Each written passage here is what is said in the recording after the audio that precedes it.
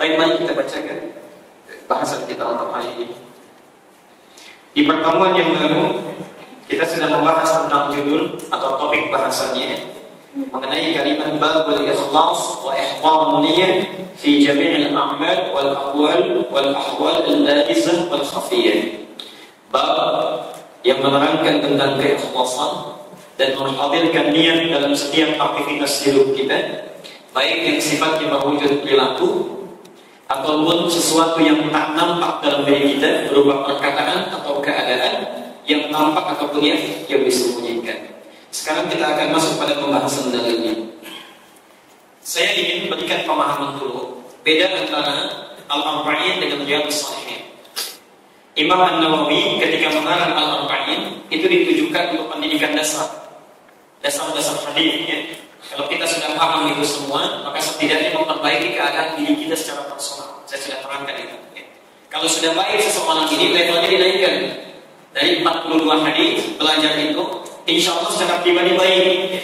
Sudah bisa meniatkan amalan dengan baik. Yang kedua, sudah bisa bedakan mana tuntunan yang benar, mana tuntunan yang salah. Yang ketiga, sudah bisa memprioritaskan mana amalan yang paling prioritas, mana yang sebagai tambahan. Yang keempat, bisa menunaikan dengan baik mana yang Rasul tuntunkan, mana yang tidak dituntunkan. Yang kelima, bisa mengutamakan kepentingan akhirat dibandingkan kepentingan dunia. Itu baru pribadi personal. Tapi sebaik-baiknya orang soleh secara pribadi, gaul dengan lingkungan yang keliru bisa berubah lagi. Menemukan teman yang salah bisa berubah lagi. Dikarenakan kemudian 1896 hadis untuk menyempurnakan yang 42 itu. Jadi kalau Anda sudah belajar Al-Arba'in sempurna itu, maka naik levelnya, naik tingkat ya, kepada Riyadhus Shalihin untuk disempurnakan. Karena itu saat membahas Riyadhus Shalihin tidak langsung kepada hadis, tapi dinaikkan juga kadar referensinya, ditambah dengan ayat Quran ya, sebelum membahas dalil-dalil hadisnya. Mari kita bacakan dulu ayat Qurannya. Dalil tentang pembahasan ini di antaranya firman Allah Subhanahu wa taala, qala Allah Ta'ala, Allah Subhanahu wa taala berfirman surah Al-Bayyinah ayat 5, "Wa ma umiru illa liya'budullaha mukhlishina lahud-din." Teruskan, jangan dipotong sampai di sini. "Hunafa'a wa yuqimus salata wa yu'tuz zakata wa dzalika dinul qayyim."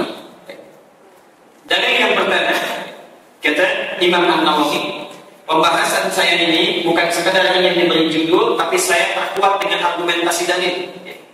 Awas, ini manhaj kita dari para ulama salaf, termasuk sampai kepada kita. Beragama itu tidak cukup dengan melakukan sesuatu, mesti paham argumentasinya. Sehingga dengan mengerti argumentasi itu, kita bisa yakin mengamalkan apa yang kita lakukan. Tidak ada keraguan ketika beramal, karena tahu dalilnya. Yang kedua, saat dipersoalkan oleh orang, kita bisa menjawabnya. Kekurangan kita selama ini, kalau dipersoalkan oleh orang, tetap goyah kita, karena tidak punya argumentasi. Ya. Karena itu Imam An-Nawawi mengajarkan apapun yang kita lakukan, usahakan minimal paham dasarnya, mengerti argumentasinya. Jadi kalau ada orang mempersoalkan, nanti ini mohon maaf, alasan saya begini beramalnya. Ya. Barangkali antum punya pertimbangan yang silakan, tapi ini dalil saya, ini alasan saya. Ya. Kata Imam An-Nawawi, kalau Allah Ta'ala bagian yang pertama, bab tentang keikhlasan ini didasari oleh firman Allah Subhanahu wa taala di surah Al-Bayyinah ayat yang kelima. Wa la umiru, dan tidaklah mereka diperintahkan untuk melakukan aktivitas di muka bumi ini illa liya'budullaha, kecuali aktivitas itu mesti menjadi ibadah karena Allah Subhanahu wa taala. Insyaallah.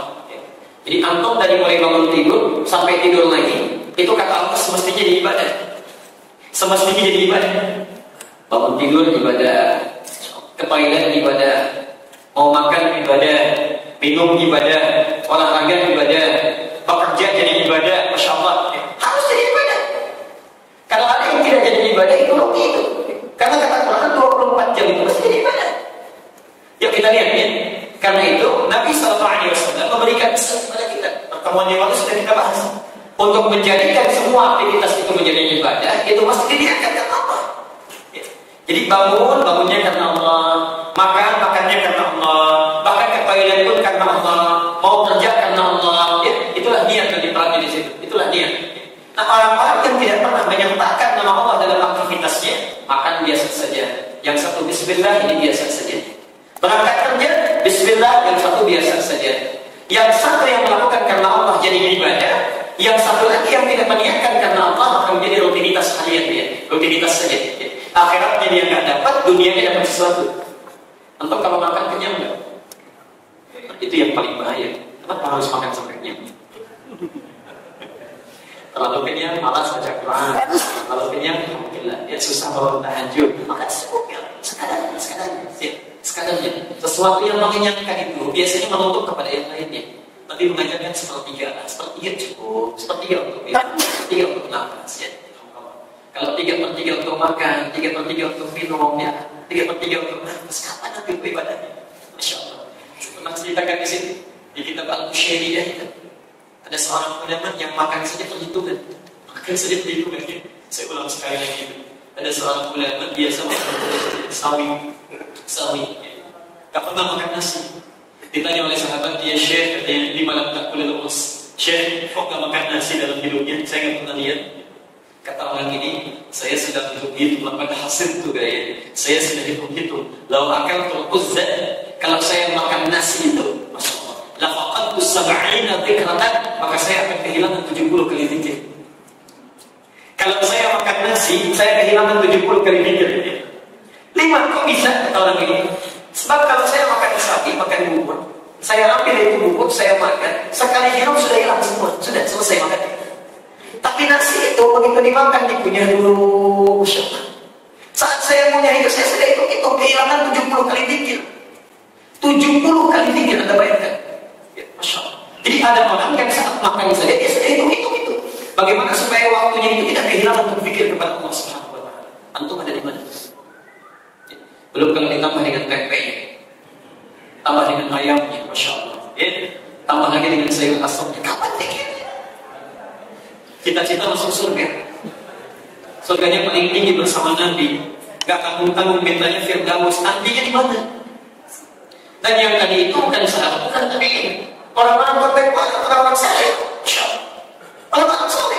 Ini yang disebut oleh Allah. Dan Nabi yuridullah qardan hasanah. Nah, apakah kalau selama puluhan tahun ini itu kalau makannya? Bayangkan kalau kita dari sejak beliaunya itu mulai belajarnya, mulai bekerjanya, mulai beraktivitasnya, saat antum hidup sampai sekarang ini berapa persen yang sudah jadi ibadah? Berapa persen? Ada penelitian menunjukkan setengah usia manusia itu rata-rata umumnya dipakai tidur. Umumnya. Jadi kalau saya ambil rata-rata yang ada di sini bisa 40 tahun bisa saja. Kalau 40 tahun usianya tapi pakai tidur berapa tahun? 20 tahun. Setengahnya 20 tahun lagi digunakan untuk beraktivitas. Makannya, minumnya, bekerjanya, ngobrolnya, plus gosipnya ada di situ juga. Maksiatnya, saya mau tanya, dari 20 tahun ini berapa persen jadi ibadah? Berapa tahun jadi ibadah? Bisa setengahnya, 10 tahun. Jadi orang yang usianya 40 tahun itu bakal ibadahnya yang potensial itu cuma 10 tahun. Sudah pasti diterima belum? Belum tentu. Apa syaratnya? Ikhlas. Berapa persen yang ikhlas? Dari 10 tahun ini berapa tahun yang ikhlas? Ambil setengahnya bisa 5 tahun. Jadi orang 40 tahun saja amalan yang paling bisa dia tenang dihadapkan kepada Allah, bahagia dia menerimanya itu cuma 5 tahun. Orang yang usianya 40 tahun, amalan yang paling selamat bagi dirinya yang ikhlas itu, yang potensialnya cuma 5 tahun. Oh maaf, dosanya berapa tahun? Dan kita masih bisa tertawa itu, masih bisa senyum kita. Sudah sadar amalannya itu belum cukup, dosanya masih banyak, amalannya masih tipis, masih sempat-sempatnya membicarakan keburukan orang lain, bergosip, mencela orang, menjelek-jelekan orang, Masya Allah, meninggalkan amalan. Padahal dia paham itu bakalnya cuma sedikit. Makanya kata Ali bin Abi Thalib itu, ajaban linnas, manusia itu makhluk paling aneh. Sudah tahu akan meninggal dunia, tapi tidak pernah menyiapkan bekal yang cukup untuk meninggal. Tahu dia tentang surga, tapi selalu melakukan amalan yang menjauhkan dia dari surga. Dan tahu dia tentang neraka, tapi anehnya selalu melakukan perbuatan yang menjerumuskan dia ke dalam neraka. Sudah tahu bekal yang belum cukup, masih sempat melakukan maksiat. Inna liya'budullah mukhlishina lahu-d-din. Amalan ibadah itu pun mesti dilakukan berusaha untuk ikhlas karena agamanya. Nah, yang ingin saya bahas untuk pagi ini, kenapa Allah teruskan dengan kalimat hunafa? Perhatikan. Mukhlishina lahu-d-din. Ini rahmatnya Allah kepada kita. Allah tidak mengatakan mukhlishina lahu-d-din, tapi mukhlishina lahu-d-din.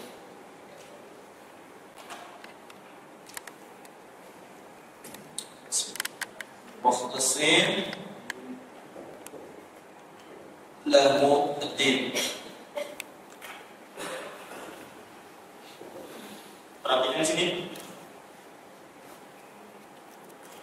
Saya sudah terangkan di 2 pertemuan yang lalu perbedaan antara mukhlas dengan mukhlis. Kalau disebutkan mukhlas, mukhlasin seperti di Al-Hijr ayat yang ke-40 itu, illa ibadaka minhumul mukhlasin. Itu artinya orang yang sudah benar-benar ikhlas. Sudah ikhlas dia, berhasil ikhlas. Orang yang seperti ini yang susah ditembus oleh setan. Setan sendiri mengatakan, saya gak bisa tembus orang seperti ini. Memang digoda, tapi gak bisa ngaruh. Begitu datang, sudah tidak berpengaruh. Mental lagi, ini mukhlas. Itu direkam di surat Al-Hijr. Hijr itu benteng. Ada orang yang membentengi dirinya dengan setan. Begitu setan mau masuk, sudah kena benteng. Itulah mukhlas. Sedangkan mukhlis, orang yang berusaha untuk ikhlas. Beda antara mukhlis dengan mukhlas. Mukhlas sudah ikhlas, mukhlis berusaha untuk ikhlas, berusaha. Jadi yang dituntut oleh Allah kepada kita itu usahanya saja. Allah yang sangat paham, susah sekali meraih keikhlasan. Kita berusaha untuk ikhlas saja, Allah sudah berikan pahala. Karena itu dia punya sifat namanya asy-syakur. Syakur. Asy-syakur. Innallaha syakirun alim. Sifat utamanya syakur.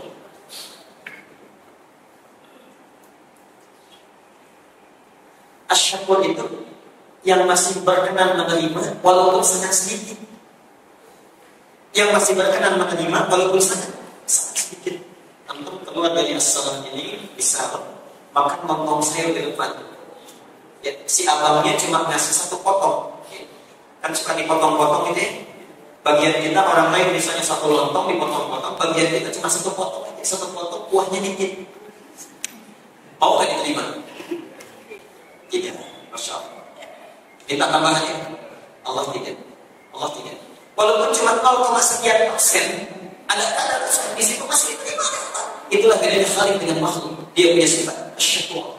Karena itu jangankan hambanya ikhlas, baru berusaha untuk ikhlas pun Allah sudah terima. Yang saya tuntut beragama itu, dalam mengapa kalian beragama itu, kata Allah, mukhlisin, berusaha untuk ikhlas. Berusaha itu akan datang kepada kita. Nah, yang paling menarik Bapak Ibu sekalian, kalimat ad-din ini kemudian dibagi 2 oleh Tuhan. Dibagi 2. Satu bentuknya hunafa, jamak dari kata hanif. Jamak dari kata hanif. Bagian pertama ini adalah hal yang mengenai akidah, keimanan kita, akidah. Sisi akidah. Yang kedua, hunafa wa yuqimus shalah, yuqimus shalah wa yu'tuz zakat, yu'tuz zakat. Yu'tuz zakat. Yang ini terkait dengan ibadah. Perhatikan, yang dituntut oleh Allah, kita berusaha ikhlas menjalankan agamanya. Apa inti agama itu? Intinya ada 2 kata Allah dalam Quran. Intinya ada 2. Satu, hanif atau hunafa dalam menjalankan akidah, keimanan kita. Jadi prinsip akidah itu mesti hanif. Jamaknya hunafa. Prinsip dalam ibadah yang paling penting ada 2. Ini tiangnya, fondasinya. Satu salat, yang kedua zakat. Perhatikan, orang yang menyempurnakan kedua hal ini maka disebut agamanya dengan agama yang dasarnya sempurna. Wadhalika dinul qayyim, bukan din biasa. Karena ada orang lain yang punya din, beragama juga, tapi tidak hunafa dalam akidahnya. Ada orang yang din juga, tapi tidak yuqin dalam salatnya, tidak yuqin dalam zakatnya. Nah, sekarang kita bertanya, ya Allah, apa yang dimaksud dengan hunafa ini? Kita lihat keterangannya. Kalau Anda punya kitab ini bagus sekali. Bagus sekali. Ya, syaratnya di bawahnya. Wal maqsud bil hunafa, adapun yang dimaksud dengan kalimat hunafa, ay ma'ilina an jami'il adyan ila dinil Islam. Masyaallah. Yaitu menepikan segala kepercayaan yang lain dan hanya yakin dengan Islam. Jadi tidak boleh ada sedikit pun ragu terhadap agama kita, dan tidak boleh ada sedikit pun pengakuan terhadap agama yang lain. Itu yang disebut dengan munafik. Jadi tidak boleh, jangankan, mohon maaf ya, jangankan dalam lisannya, dalam hatinya pun tidak boleh ada keyakinan yang lain lebih bagus. Benar, maaf, agama Islam ini memang agama yang benar, tapi yang lain tidak menutup kemungkinan salah. Itu bukan munafik. Artinya, saya sering mengatakan ada aliran yang sangat berbahaya. Ini lebih bahaya dibandingkan dengan kemusyrikan. Itu yang disebut sekulis, sekular, pluralisme dengan liberalisme. Itu sangat berbahaya. Terutama liberalisme dan pluralisme itu sangat berbahaya, sangat berbahaya. Kenapa? Kalau orang syirik sebelum meninggal dia masih bisa tobat. Nanti kita bahas tentang umat syiriknya luar biasa sebelum masuk Islam. Tapi masih bisa tobat, dijamin masuk surga. Dan satu-satunya sahabat yang bidadarinya sudah jelas menunggu di surga. Spesifik. Karena umat itu selalu berdoa saat di dunia, duhai Allah, mohon nanti berikan pasangan kepada saya saat di akhirat. Bibirnya begini, hidungnya begini, masya Allah. Ya, jadi jelas akan terukar itu bidadari umat itu. Kata Rasulullah, busyra laka ya Umar, bahagia kamu lah Umar, bidadari kamu sudah menunggu di surga katanya. Ya, nggak akan terukar dengan bidadari yang itu. Ya, karena nanti belum jelas masuk surga. Itu orang. Lihat di sini. Kenapa dikatakan berbahaya? Orang syirik masih bisa tobat, tapi aliran ini itu bisa menghambat orang untuk dapat hidayah. Satu kali muslim mau masuk Islam, begitu mau masuk Islam datang pada orang seperti ini yang salah. Dia katakan, untuk apa semua agama itu sama? Tuhannya sama, cuma cara menyembahnya yang beda. Orang mau dapat hidayah dia hambat. Orang mau sembuh dari penyakitnya. Ada terkena homoseksual, misalnya lesbian, dia mau tobat, mau menyembuhkan penyakitnya, dikatakan kepadanya, ini fitrah kamu dalam kehidupan. Tidak usah, ini bagian dari fitrah, ini hak asasi manusia kamu. Masya Allah, ini yang sangat berbahaya. Ini sangat berbahaya. Jadi dalam hal ayat ini, orang-orang yang benar akidahnya itu selalu yakin dengan agamanya dalam kebenaran, dia tidak akan ragu dengan agamanya dan tidak pernah menyatakan, bahkan dalam hatinya sekalipun untuk meyakini bahwa agama lain itu lebih benar. Atau bahkan sekarang mengatakan agama lain pun ada benarnya. Jadi kalau Anda sudah mengatakan inna dina indallahil Islam, Al-Imran ayat yang ke-19 itu, maka pasti dalam hati kita sudah menolak yang lainnya. Jadi tidak benar kalau ada yang mengatakan Allah itu di Madura, ada yang ceramah dari orang-orang yang kalangan tadi, saya tidak perlu menyebutkan nama. Dia katakan iman itu terbagi dua. Ada iman subjektif, ada iman objektif. Begitu. Apa itu iman subjektif katanya? Yaitu iman secara subjektif yang meyakini bahwa Islam itu yang terbaik pilihan saya. Sedangkan iman objektif tetap menganggap yang lain pun ada benarnya. Itu bikin bingung itu.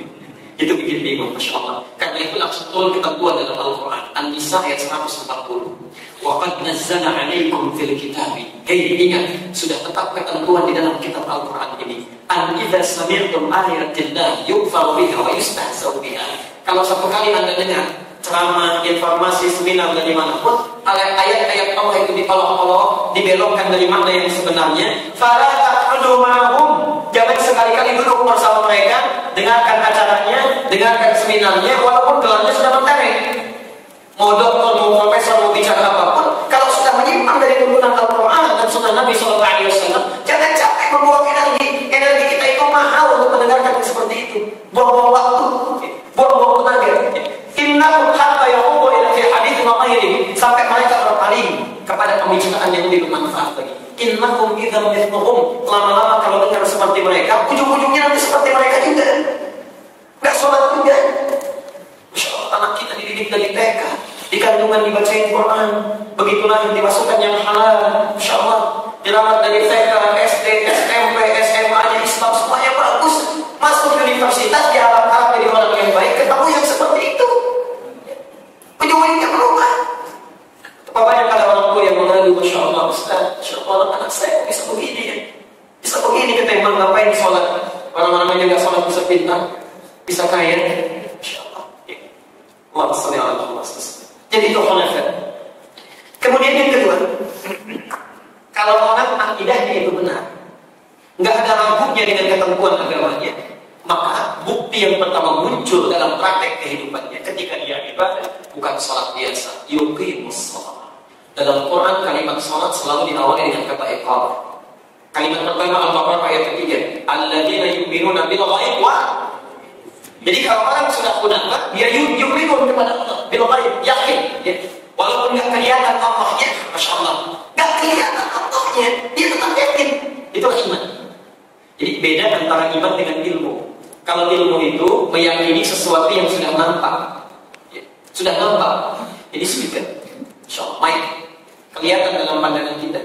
Ada mic di hadapan saya yakin betul ini karena kelihatan, itu ilmu namanya. Tapi kalau yakin pada sesuatu yang nggak nampak, itulah iman. Itulah iman. Kita beriman kepada yang lain, Allah nggak nampak dalam pandangan kita, kita masih yakin itu lagi. Dan Nabi SAW memberikan isyarat tingkat keimanan yang paling tinggi itu. Itulah umatnya Muhammad yang setelah beliau wafat. Itulah kita. Mohon maaf. Satu kali Nabi sedang duduk dengan para sahabat yang dia menyampaikan, asyhadu bi ikhwani, saya tulis itu betul dengan saudara-saudara saya. Jadi betul. Sahabat mengatakan, ya Rasulullah, ada saudara. Bukankah kami ini saudara-saudara? Kata Nabi, asyhadu bi ikhwani, kalian itu bukan saudara. Antum ashabi, kalian itu sahabat saya. Ikhwani, saudara-saudara saya itu humul ladzina amanu bi wa lam yarawni. Mereka itulah orang yang yakin betul kepada saya walaupun enggak pernah lihat saya. Jadi kalau kalian sholat, kalian zakat, yakin betul, itu wajar karena kalian masih lihat saya. Nanti ada umatku enggak lihat saya, masih yakin dengan saya. Insyaallah. Itulah kita yang dirindukan oleh Nabi. Jadi antum itu rubi, Nabi saja rindu dengan kita, masih kita tidak rindu dengan Nabi. Harus pada Nabi. Minta kepada Allah supaya bertemu dengan Rasul. Beliau merindukan kita.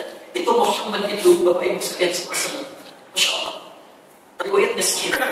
Ketika akan masuk surga, pintu surga itu tuh sampai seseorang datang kepada surga. Ketika akan masuk, ditanya oleh malaikat penjaga, man anta, siapa kau? Kata beliau, Muhammad, saya Muhammad. Kata penjaga surga ini, aku diperintahkan tidak untuk membuka pintu surga sebelum kau masuk pertama kali. Dan yakinlah Bapak Ibu sekalian, Rasulullah saking sayangnya dengan kita, itu tidak masuk surga sampai menunggu kita itu. Kita itu ditunggu oleh beliau sampai kumpul baru dibawa masuk surga. Yang lain belum ada itu. Itulah Muhammad SAW. Jadi antum mungkin itu kalau tidak mau harap bertemu dengan Rasulullah SAW di akhirat nanti. Allahumma shalli ala Muhammad. Dan yang paling menarik, ketika Allah menyifati orang yang akidahnya kuat itu, yang imannya hunafa, nanti kita bisa cek sampai subuh ini kira-kira kita sudah hunafa atau belum. Ya. Yang imannya hunafa itu, maka dia akan tunaikan sholatnya bukan sholat biasa, yuqimun. Semua kalimat sholat di Quran itu umumnya kalau untuk ibadah diawali dengan kalimat iqamah. Alladzina yu'minuna bil ghaib wa yuqimunas shalah. Al-Baqarah 43. Wa aqimus salata wa atuz zakah. Selalu ada iqamah. Apa yang dimaksud dengan iqamah? Yuqim kalimat ini.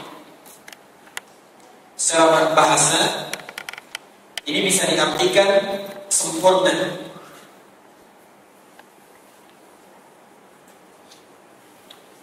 Perhatikan, di situ terjemahannya menegakkan sholat, oke? Itu kalimat kiasan sebetulnya, kiasan. Kalau orang dalam militer itu berdiri, yang tegak, yang bagus, maka disebut dengan berdiri yang berdiri sempurna, tegak sempurna. Kalimat yuqim ini asal katanya sebetulnya sesuatu yang sempurna.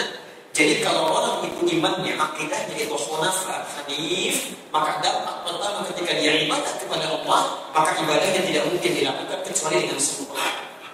Sempurna, nggak asal-asalan, tidak asal-asalan. Apa di antara ciri iqamah ini, ciri sempurna ini? Cirinya dua kata Allah, cirinya dua. Satu, Al-Baqarah ayat 45 sampai 46. Quran surat 2 ayat 45 sampai 46. Khusyuk. Jadi pertamanya khusyuk. Khusyuk. Wasani wasta'inu bis-sabri was-salah wa innaha lakabiratun illa 'ala khashi'in. Kalian semua minta tolonglah pada Allah dengan sabar. Maksudnya ikhtiar dulu, kemudian minta tawakal lewat salat. Wa innaha lakabiratun. Ingat, salat itu sangat sulit sekali ditunaikan, sulit sekali. Illa 'ala khashi'in, kecuali bagi orang yang sempurna menunaikannya, yaitu orang yang khusyuk. Insyaallah. Orang yang khusyuk. Jadi kalau orang akidahnya itu benar, akidahnya itu hanif, maka dampaknya ketika dia ibadah, pertama kali bisa salat dia kepada Allah. Dampak pertamanya tidak mungkin salat yang ditunaikan kecuali khusyuk dia. Khusyuk. Bagaimana cara khusyuk itu? Alladzina yadhunnuna annahum mulaqu rabbihim. Masya Allah, saat dia akan salat, dia sudah mempersiapkan diri. Ini saya mau ketemu Allah. Mau ketemu Allah, Masya Allah. Dia siapkan dirinya. Berpenampilan yang baik. Sekarang jam 6 kurang seperempat nanti. Antum kalau diberikan informasi nanti jam 7 kita sama-sama akan bertemu audiensi dengan Pak Wali Kota. Jam 7 nanti.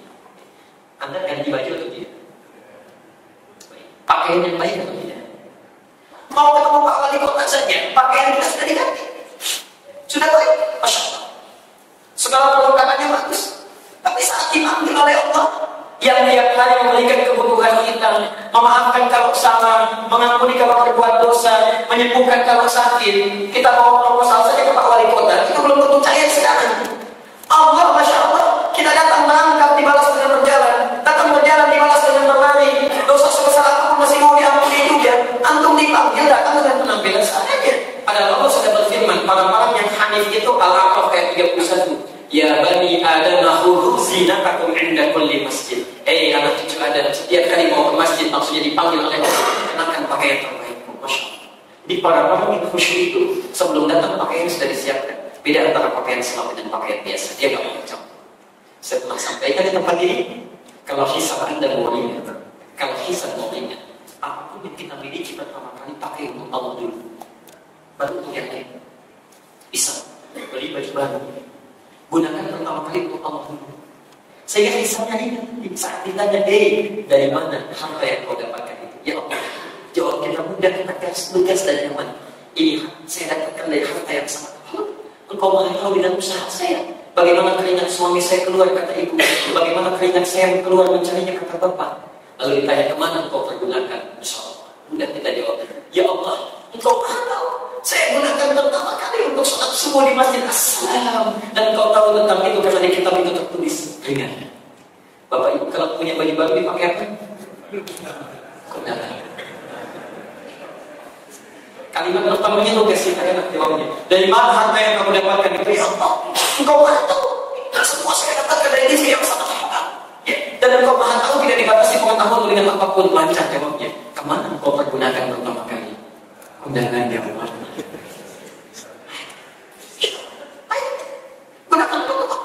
Jadi orang-orang yang hanif itu sempurna dia menunaikan ibadah. Yang pertama dilakukan dalam sholat ini persiapkan. Al-A'raf 31 pakaiannya bagus. Kemudian Al-Maidah ayat yang ke-6 sempurnakan wudunya. Ya ayyuhalladzina amanu qumtum ilas shalah. Hai orang-orang yang beriman, jika Anda ingin menyempurnakan salat, fagsilu wujuhakum, sempurnakan wudu dengan mulai membasuh wajah itu yang pokoknya. Wa aydiyakum ilal marafiq, tanganmu sampai siku, bukan siku ke tangan. Bukan siku ke tangan, tangannya dibuka, sikunya dibeginikan ke tangan. Bukan, dari tangan ke siku. Wamsahu birumusikum, kemudian musah itu kepala, bukan rambut. Jadi wudunya bukan rambutnya takut berantakan kalau disisir, kan? Makanya dibeginikan saja, tidak. Bukan itu yang diinginkan, kepala yang diusap. Wa arjulakum ilal ka'bayn, kaki sampai dengan kedua mata kakinya, subhanallah. Karena itu ada orang datang salat, tiba-tiba salat, selesai salat kata Nabi Ta'ala, ya fulan, shalli fa innaka lam tusalli. Yuk salat lagi, kamu belum salat. Salat lagi yang kedua, salat lagi yang ketiga, sampai ketiga pun kata Nabi, shalli fa innaka lam tusalli. Salat lagi, kamu belum salat. Kata orang ini, ya Rasulullah, saya enggak tahu lagi bagaimana caranya salat seperti yang Anda kehendaki itu. Saya sudah enggak tahu lagi. Kata Nabi, idza qumta ila shalah, kalau Anda ingin salatnya sempurna, fa'asbighul wudu, sempurnakan wudu. Masyaallah. Orang yang salatnya khusyuk, pakaian disiapkan, wudu dengan sempurna, itu baru persiapannya. Begitu datang mau sholat, Masya Allah. Teruskan ayatnya, alladzina yadhunnuna annahum mulaqu rabbihim, ujung ayatnya wa annahum ilaihi raji'un. Perhatikan kalimat maksudnya. Maaf, kalau ada yang meninggal dunia apa yang diucapkan? Inna lillahi wa inna ilaihi raji'un. Antum saat sebelum salat itu dipanggil lewat apa? Ada apa artinya kan? Panggilan secara fikih itu panggilan, ya, secara bahasanya telinga. Artinya panggilan yang sampai ke telinga kita. Artinya lafaz ini satu-satunya yang pasti didengar oleh orang yang punya telinga. Artinya lafaz ini pasti terus dikumandangkan selama 24 jam didengar telinga tanpa putus di muka bumi ini. Itu cuma azan. Masya Allah. Saya mau contohkan ini. Ada Bapak Salim di sini, ada Pak Salim. Gak ada. Baik. Saya cari yang gak ada. Kalau yang ada. Ya. Perhatikan kalimatnya. Pak Salim sudah dipanggil Allah. Apa artinya? Lah antum ini kan 5 kali saya dipanggil Allah. Ya. Dipanggil kita 5 kali dalam sehari. Dan uniknya kita pun mengerti itu. Kita tidak tahu kapan saja kan kita bisa meninggal. Allah panggil kita tiap hari ke sini menghadap dulu. Ya keadaan terbaik saat kita berpulang pada Allah itu saat kita salat. Apa antum tak punya cita-cita saat sedang takbir itu tiba-tiba meninggal? Saat sedang sujud tiba-tiba dipanggil oleh Allah? Bukan itu kata terbaik. Wa annahum ilaihi raji'un. Orang yang khusyuk itu saat dia mempersiapkan semuanya itu karena dia yakin suatu saat dia akan berpulang. Begitu takbir dipanggil oleh Allah, masya Allah, dipanggil dalam keadaan punya wudu, pakaiannya pakaian terbaik. Dari mulai takbir itu dia sudah buang dunia ke belakang. Allahu Akbar, dibuang dunianya. Semuanya hanya Allah yang agung dalam hadapannya. Karena itu ikan para salafus saleh. Saya tidak usah tampil yang luar-luar, yang dalam saja. Ada Kiai Muhammad Hashim Al-Ash'ari. Kiai Haji Muhammad Hashim Al-Ash'ari yang mendirikan Nahdlatul Ulama itu tanggal 31 Januari 1926. Itu punya 19 kitab. Kitab kitabnya namanya An-Nurul Mubin fi Mahabbati Sayyidil Mursalin. Lentera yang sangat terang yang membimbing kita untuk melakukan bagaimana cara mencintai Nabi dengan benar itu. Cara mencintai Nabi dengan benar. Itu kitab bagus luar biasa. Saya kira banyak sekali orang-orang yang tidak baca kitab-kitab beliau. Karena isinya 19 kitab itu nggak beda jauh dengan ajarannya Kiai Haji Ahmad Dahlan. Ulama salafus saleh yang lain itu sama semua itu. Ya. Nah, di An-Nurul Mubin ini, fi Mahabbati Sayyidil Mursalin, itu ada di halaman ke-37 sampai halaman ke-39. Antum lihat balik yang sebelah kanannya ini di paragraf yang kedua, mulai baris pertama sampai baris yang ke-7. Disebutkan bagaimana salafus saleh itu kalau sedang beribadah kepada Allah. Abu Bakar As-Siddiq. Dicontohkan dua di sini, Abu Bakar dengan Ali bin Abi Thalib. Abu Bakar itu kalau sudah takbir, Allahu Akbar begini, itu bergetar, bergetar banget. Karena takut kalau saat takbir meninggal, membawa kesombongan dalam sholatnya. Padahal sudah mengatakan Allahu Akbar, Allah yang paling akbar. Saat sholat tidak ada yang paling agung. Semua ditinggalkan. Itu beliau itu orang paling kaya, masya Allah, hartanya banyak, kedudukan dunianya tinggi, masya Allah. Dijamin masuk surga melalui lisan Nabi. Amalannya kata Rasulullah tak hanya saja tak sebanding dengan amalan umat manusia. Saat sholat baru takbir masih takut kebetulan. Kalau saat sholat itu membawa sesuatu saja dari dunianya kepada Allah Subhanahu Wa Taala. Takut keliru ketika lisannya mengatakan Allahu Akbar, Allah yang paling akbar. Khawatir ada dunia yang dibawa sehingga menyatukan antara dunia dengan keagungan terhadap Allah ini. Takut luar biasa teman-teman. Takut beliau. Kita ada di mana? Surga jelas. Amalan berantakan. Kisah masih menegangkan. Masya Allah. Kadang-kadang dalam takbir pun lisannya Allahu Akbar, tangannya mengangkat seperti ini, dunia masih masuk dalam tempat itu. Itu Allah. Ali bin Abi Thalib. Ali bin Abi Thalib, masya Allah, satu kali kakinya itu kena duri. Sahabat membantu untuk mengeluarkan karena sakitnya luar biasa. Masya Allah. Ya. Beliau sampai kesakitan, tak kuat dikeluarkan itu. Ada seorang datang, kata orang ini, cukup hentikan. Saya tahu bagaimana cara mengeluarkannya. Biarkan saja. Begitu datang panggilan Anda ke Masjid Ali bin Abi Thalib. Sholat sunnah di situ. Dalam sholat itu dikeluarkan duri. Nyaris tidak berubah ekspresi. Tetap begini saja. Tetap begini. Wajah tidak berubah. Padahal tadi baru dipegang sudah kesakitan. Yang ini saat sholat. Gak ada antara beliau kecuali dengan Allah Subhanahu. Umar bin Khattab ditusuk dari belakang dengan pedang bermata dua. Kalau pedang satu itu melukai, pedang bermata dua itu untuk membunuh. Sudah niat. Ditusuk diam saja. Karena orang ini tahu tak mungkin Umar dalam keadaan jaga. Bisa-bisa dia yang tewas gitu ya. Datanglah dalam keadaan sedang mengimami salat. Saat pertama itu Sampai Masya Allah. Begitu sedang takbir, datang dia diusung dari belakang beberapa kali. Bukan dia, sahabat yang repot dari belakang. Tersungkur beliau. Diteruskan sholat sampai datang mengucap. Masya Allah. Assalamualaikum, assalamualaikum. Beliau sendiri yang ambil itu. Masya Allah. Itulah. Gak tahu bukan beliau itu karena yakin meninggal saya bisa katakan saya. Jadi setelah beliau itu sholat, Allahu Akbar. Wa annahu ilaihi raji'un. Dia merasakan kalau untuk sholat ini mungkin jadi sholat yang terakhir, dipanggil dalam keadaan sholat ini beliau sholat. Nah sekarang sampai subuh ini, yuk kita evaluasi saya, antum, kita semua ada di mana? Sudah yukimu sholat atau belum? Ya. Kalau belum yukimu sholat, artinya agama kita akhirnya belum hadir itu, belum 100%, belum 100%. Karena itulah saat kita sholat itu, kita sudah diberikan apa-apa setelah adzan apa? Setelah adzan sebelum sholat. Iqamah itu isyarat, bukan supaya kita bangun sholat, bukan. Iqamah itu isyarat yang memberikan gambaran kepada kita supaya siap-siap. Sekarang mau sholat, hadirkan perasaan kita, buang dunia jauh-jauh, rasakan pada diri kita. Mungkin dalam sholat ini kita meninggal, sudah lupakan dunia. Kalau sudah meninggal itu tidak ada dunia yang dibawa-bawa. Itu maksudnya. Di saat Anda mendengar Allahu Akbar, mau wafat sekarang ini, agungkan Allah saja banyak lain. Syahadu an la ilaha illallah. Syahadatnya sudah siap atau belum? Kalau ditanya malaikat mungkin bisa jawab atau tidak. Hadirkan suasana, hadirkan. Karena itulah orang yang sholat benar-benar itu sudah tunduk dia, pasang dia. Masya Allah. Assalamualaikum. Istaqimu, rapatkan uruskan sabnya. Istaqimu, hadirkan kenikmatan untuk ibadah, khusyukkan diri kita semua. Ya Masya Allah. Itulah istaqimu maknanya. Bukan tegak lurus, bukan itu yang dimaksudkan. Itu secara fisik. Yang terakhir, kita berhenti di sini.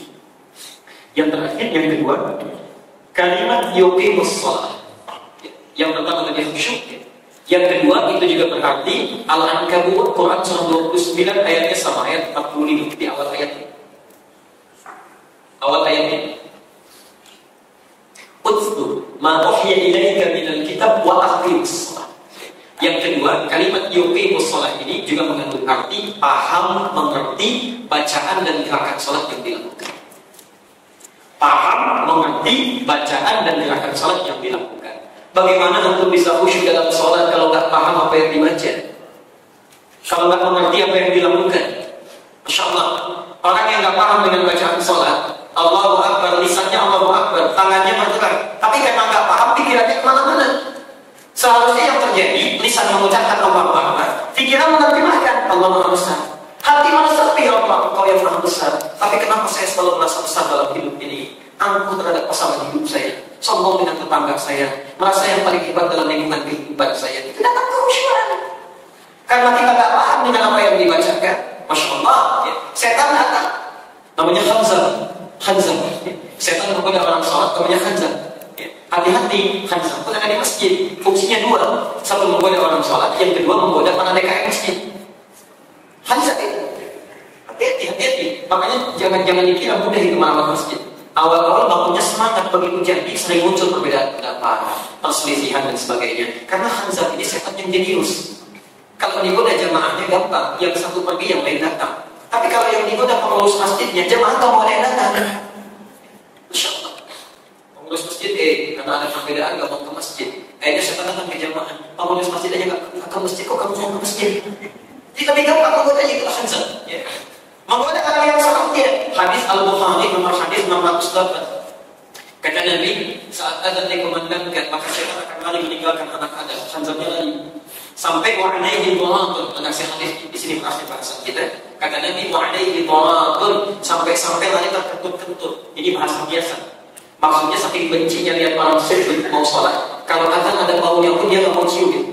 Hatta tidak tahu tiba. Sampai kalau adzan selesai dikumandangkan, balik lagi dia.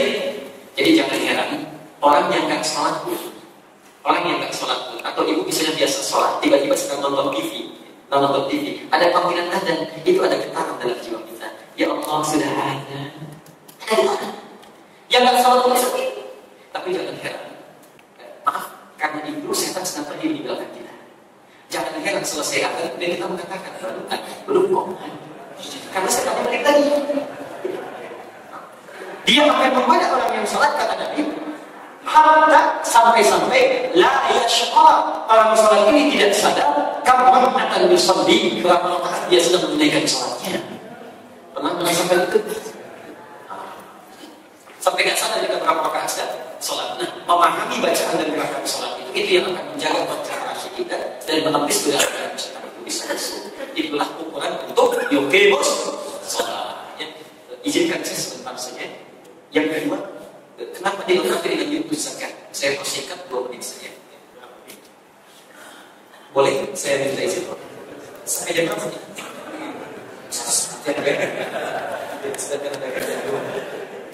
Perhatikan, kenapa ditambah dengan yuqimus zakat? Bukti orang yang akidahnya hanif, ibadah kepada Allah yang bagus. Yuqimus zakat, ini hubungan hablum minallah yang ini hablum minan nas. Ini hablum minan nas. Jadi orang yang akidahnya bagus itu kepada Allah ibadahnya sempurna, kepada manusia pun baik.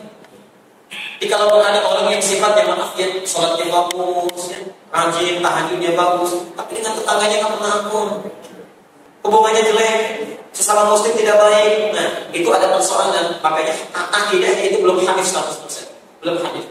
Orang yang hanif itu bagus dengan Allah, bagus dengan manusia. Tanda amaliyah ya, bentuk ibadahnya yang melatih hubungan kita dengan manusia supaya baik itu az-zakat, tapi bukan zakat biasa. Orang yang akidahnya hanif itu dalam berzakat dia masih yu'tu. Asal katanya dari indah. Yu'tu itu asalnya dari kata indah. Wa indah is-zakat. Orang yang namanya indah ya. Apa itu indah? Indah itu asalnya punya 3 arti.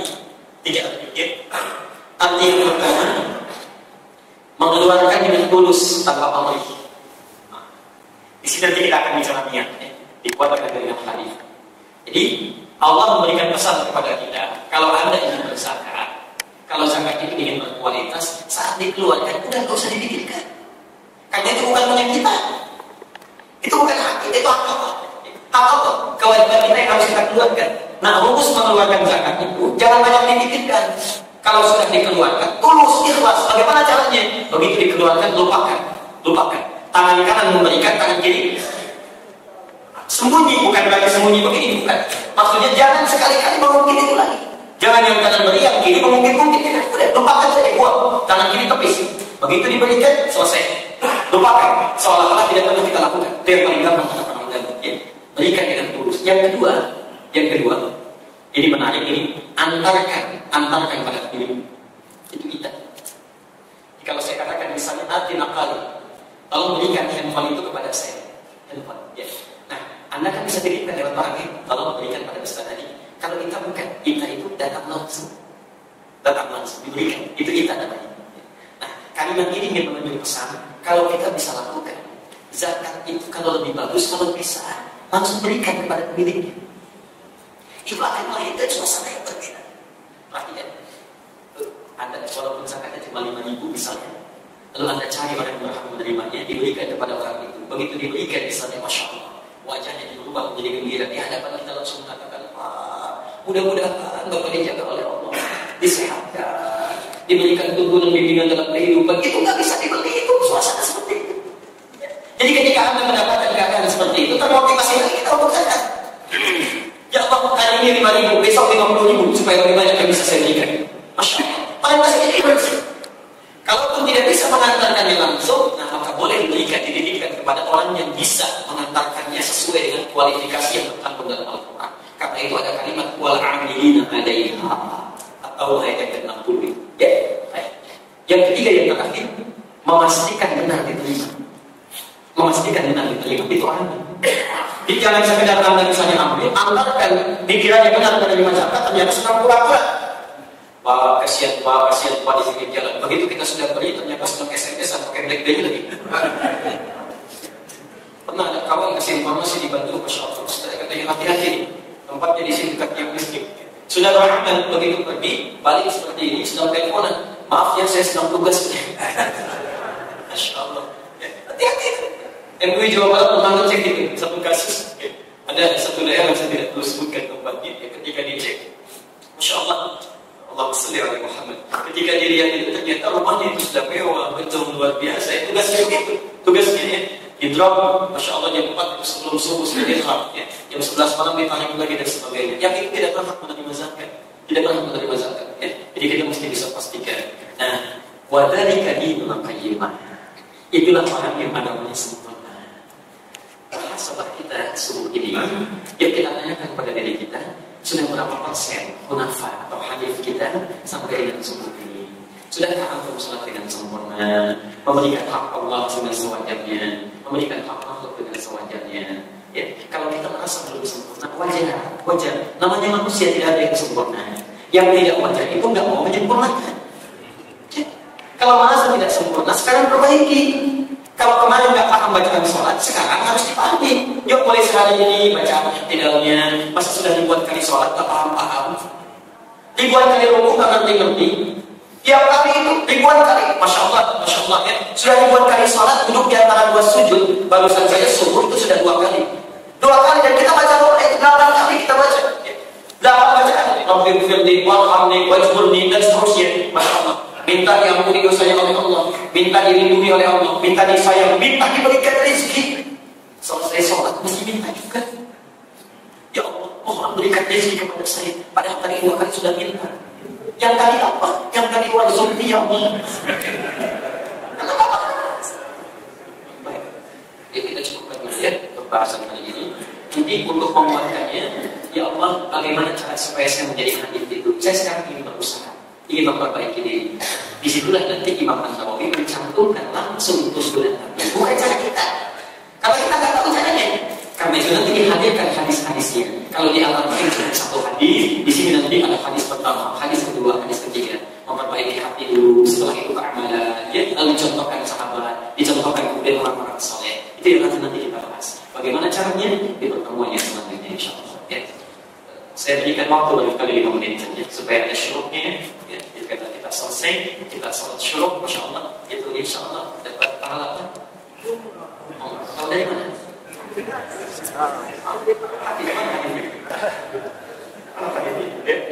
Baik. Hadis sahih, ya sahih. Siapa yang menunaikan salat subuh berjamaah dalam riwayat lain di masjid, kemudian setelah itu dia berzikir kepada Allah Subhanahu wa taala dan menunaikan salat 2 rakaat, maka alaihi ka'ajri umratin, maka dia mendapatkan pahala umrah seperti pahala umrah. Kata Nabi, sempurna, ya, sempurna. At-Tirmidzi hadis 418 sampai 419. Baik. Ya, ada yang mau bertanya? Sudah jelas semuanya? Atau nggak jelas semuanya? Silahkan, singkat saja.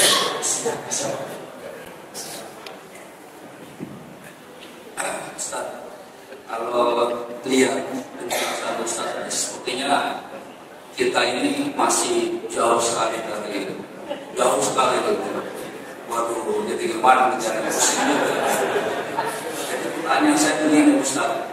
Tadi kan salah satu caranya itu kan memahami sholat, bacaan sholat itu. Tadi Ustaz kasih contoh misalnya duduk di antara 2 sholat itu kan ada sujud. Lalu Ustaz tadi bilang kok setelah sholat mintaan gitu. Tadi kan kita memang kan banyak doa itu. Kalau perlu enggak 2 kali 100 kali itu minta segala macam minta supaya banyaknya gitu. Apa jalan Ustaz? Baik, bagus sebenarnya. Pertama, kita merasa jauh sekali dari yang tadi. Kalau sudah merasa jauh, ya dekatkan. Sudah tahu jauh, sini jauh-jauhkan juga. Kalau sudah tahu jauh, dekatkan. Pertanyaannya, bagaimana cara mendekatkannya? Apa baiknya apa amalan kita? Kalau sholat yang kemarin belum paham, sekarang paham. Kemarin belum ke masjid, baru 1 kali, sekarang 5 kali. Kemarin belum tahajud, sekarang tahajud. Sehingga lebih dekat kita dengan Allah. Lebih dekat kita, masya Allah. Jadi kalau tahu diri kita itu jauh, sekarang dekatkan. Kemarin belum paham bacaan sholat, hari ini sehari saya ingin paham itu bacaan Allah apa artinya. Iftitah apa artinya. Saya belajar itu. Sehingga besok saat sholat begitu dibaca, kita paham. Saya sangat punya keyakinan akan lain suasana sholat kita ketika Anda memahami bacaan. Lain rasanya. Ada kenikmatan tersendiri. Ya. Nah, kata beliau tadi salah satunya, nggak apa-apa salah satu, jangan salah semuanya. Ya. Salah satunya adalah ketika duduk di antara 2 sujud kita baca, kita nggak paham. Apakah memang dilarang kita berdoa setelah sholat itu ingin berdoa lagi? Tidak dilarang. Yang saya maksudkan bukan larangan untuk berdoa, Yang saya maksudkan adalah ketidakmampuan kita memahami dalam bacaan sholat kita itu mengulang lagi apa yang sudah kita mintakan. Pengulangan ini standarnya sama dengan yang diminta tadi. Seharusnya orang berdoa setelah sholat itu yang belum diminta saat sholat, yang belum diminta. Makanya Nabi itu jarang-jarang berdoa setelah sholat. Jarang-jarang beliau setelah sholat beliau langsung zikir. Kalau meminta Allahumma antas salam, minkas salam, tabarak ya dan jalali bagi terus selesai. Jarang-jarang beliau, kecuali ada hajat yang sangat khusus, selesai zikir baru beliau berdoa. Jarang-jarang, karena yang semua diminta sudah ada dalam sholat. Sholat bukan namanya doa secara fikih. Doa itu kan permintaan. Antum dari takbir aja udah minta itu. Allahumma ba'id baini wa baina khataaya, itu udah minta. Ya Allah, jauhkan antara saya dengan kesalahan yang saya perbuat sebelum sholat, seperti Kau jauhkan antara timur dengan barat. Itu sudah minta. Iftitah, Masya Allah, dalam keadaan berdiri datang lagi hadis qudsi. Kata Allah, idza qala al-'abdu iyyaka na'budu wa iyyaka nasta'in. Kalau hamba membaca dalam salatnya iyyaka na'budu wa iyyaka nasta'in, qala Allah azza wa jalla, Allah merespon bacaannya itu, hadza baini wa baina 'abdi. Hambaku, ini perjanjian antara saya dengan kamu, ya, Masya Allah, ini kewajiban antara saya dengan kamu. Wa li 'abdi, kalau hambaku benar menjadikan aktivitasnya sebagai ibadah sebelum salat, masalah apa yang kamu minta sekarang ini saya kabulkan, apapun yang kamu minta. Kalau Nabi itu langsung selesai sholat. Makanya Nabi Zakaria itu minta kepada Allah supaya istrinya itu bisa mengandung. Bisa mengandung itu dulu, itu minta. Dalam berdiri dia minta kepada Allah. Ali Imran ayat 38 sampai 39. Hunalika da'a Zakaria rabbah. Di mihrabnya Nabi Zakaria memohon kepada Tuhannya. Qala rabbi habli min ladunka dzurriyyatan thayyibah. Tuhai Allah, saya sudah ikhtiar untuk dapat keturunan sampai sekarang enggak dapat juga. Saya memohon kepadamu yang tanpa batas, dengan kuasa tidak akan pernah terhalang. Innaka sami'ud du'a. Mohon kirimkan kepada saya Allah dari sisimu, Kau pasti mendengar doa saya. Fanadatul malaikatu wa huwa qa'imun yusalli fil mihrab. Tiba-tiba datang malaikat masih berdiri. Datang malaikat menyeru, "Anallahu yusyriku bi Yahya." Zakaria, Allah kasih kabar gembira kamu akan punya anak. Langsung dari Allah namanya Yahya. Kapan terjadi? Wa huwa qa'imun, masih berdiri dalam salatnya, belum selesai. Yusalli fil mihrab. Belum selesai salat itu sudah dijawab. Umat Muhammad sallallahu alaihi wasallam dimuliakan luar biasa. Tidak cukup dengan berdiri, 4 keadaan. Saat berdiri, hadisnya qudsi langsung berlaku. Apapun yang kamu minta sekarang saya berikan. Yang kedua, rukuk. Saat rukuk kita kan doa, mintanya, Masya Allah. Yang ketiga, saat sujud. Perbanyak doa dalam sujudnya, Masya Allah. Yang keempat, saat sebelum salam. Itu yang pokok, yang lainnya tambahan. Tinggal doa juga. Duduk di antara dua sujud doa juga. Antum subuh saja sudah berapa puluh doa yang dibacakan, apakah cukup juga? Masya Allah. Coba dalam berdiri saja, Allah sudah tawarkan, apapun aku kabulkan. Bapak kalau diminta oleh Allah, mau minta saja dikabulkan, mau minta.